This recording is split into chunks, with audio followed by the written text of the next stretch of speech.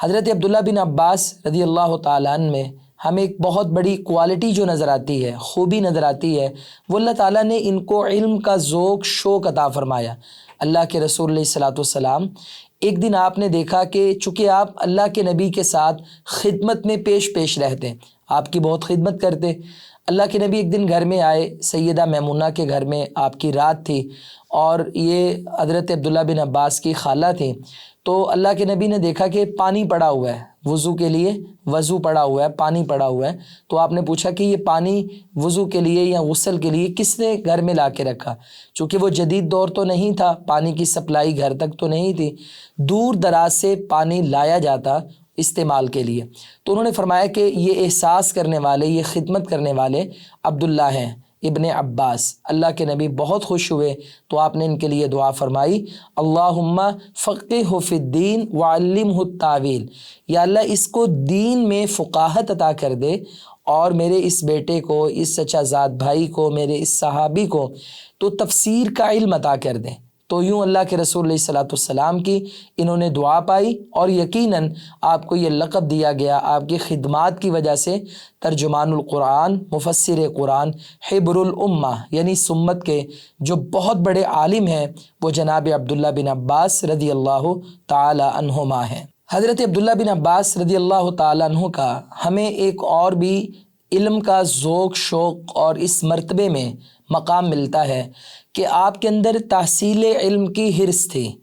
رسول اللہ صلی اللہ علیہ وسلم کے گھر میں آپ نے ایک دن اجازت لے کے رات کو قیام فرمایا، اور آپ یہ دیکھنا چاہتے تھے۔ صحیح بخاری کی حدیث ہے کہ اللہ کے نبی علیہ الصلوۃ والسلام جب رات کو گھر میں ہوتے ہیں تو آپ کے معمولات کیا ہیں اور آپ کی عبادت کیسی ہے۔ چنانچہ بیان کرتے ہیں کہ نبی علیہ الصلوۃ والسلام نے بھی آرام فرمایا، یہ بھی سو گئے، تو رات کو آپ اٹھے، آپ نے سورہ آل عمران کی آیات پڑھی، پھر آپ نے مشکیزے سے وضو کیا، پھر آپ نے نماز پڑھی۔ تو اس طرح نبی علیہ الصلوۃ والسلام کی اس موقع پہ پڑھے جانے والی جو کلمات تھے، جو دعائیں تھیں، ان کا بھی تذکرہ فرمایا۔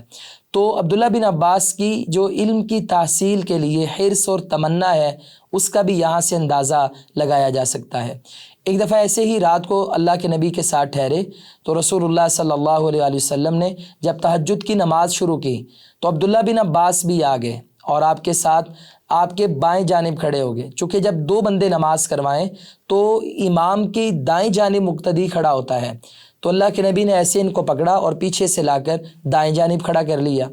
اللہ کے نبی نے سورۃ البقرہ پڑھی،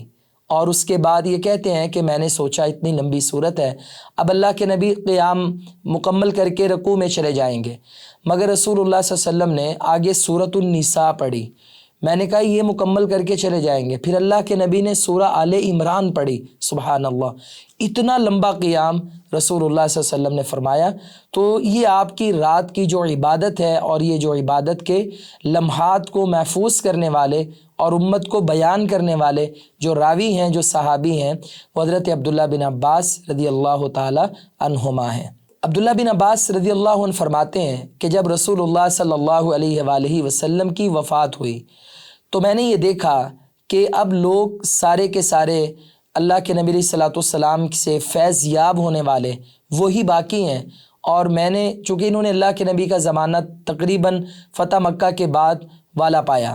تو یہ جو تقریباً 3 سال انہوں نے اللہ کے رسول علیہ الصلوۃ والسلام کی خدمت میں گزارے، تو یہ فرماتے ہیں کہ میں نے یہ سوچا کہ اب میں صحابہ کرام سے جو علم مجھے حاصل ہوا وہ تو ٹھیک ہے، بقیہ میں صحابہ کرام سے احادیث سنوں، انہیں یاد کروں اور انہیں آگے پہنچاؤں۔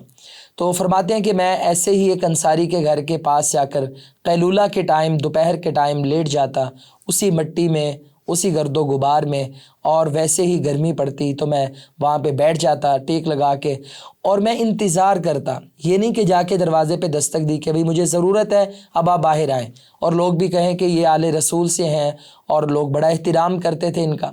تو انہوں نے کہا کہ میں وہاں انتظار کرتا یہاں تک کہ وہ خود صحابی باہر آتے، تو مجھے دیکھ کے حیران ہوتے اور کہتے کہ آپ ہمیں بتا دیتے، ہم ہی آپ کی خدمت میں آ جاتے۔ تو آپ اس طرح مٹی میں گرد و غبار میں باہر بیٹھے ہوئے ہیں اور انتظار کر رہے ہیں۔ تو میں انہیں کہتا کہ آپ کو رسول اللہ صلی اللہ علیہ وسلم کی فلاں حدیث یاد ہے، یا اس مسئلہ میں جو حدیث یاد ہے وہ مجھے بتائیے، سنائیے۔ وہ ان کو بتاتے اور یہ یاد کر لیتے، اسے نوٹ فرما لیتے۔